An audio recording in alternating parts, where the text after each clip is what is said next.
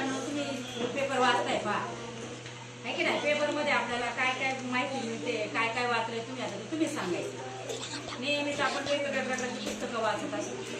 त्या वाचनामुळे वृत्तपत्राचं वाचन केलेलं आहे आणि त्या वाचनातून तुम्हाला काय मिळालेलं आहे. आता श्रेया सांग बरं तू.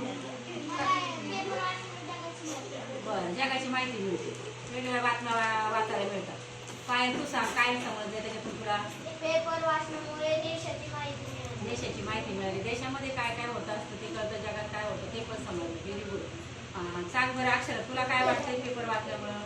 मला पेपर वाचल्यामुळे माहिती मिळते, पण आता ठराविक काय माहिती मिळते? बातम्या वाचायला मिळतात, काही चाललेलं आहे काय ते वेगळं वेगळ्या खेळांची माहिती मिळते, आहे की नाही? मिळतात की नाही? म्हणजे मग पेपर वाचणं सुद्धा खूप महत्त्वाचं आहे. आपण नेहमी इतर वाचन करतोच वर्गातलं, गोष्टीची पुस्तकं वाचतो वगैरे वाचतो, सगळं वाचतो. त्या वाचनाबरोबर वृत्तपत्र वाचन, पेपर वाचन हे सुद्धा नियमित करत जायचं. त्याच्यामुळे आपल्याला खूप चांगले फायदे होतात. आपल्याला अनेक वेगवेगळ्या प्रकारचे शब्द सुद्धा मिळतात त्याच्यातून वाचायला.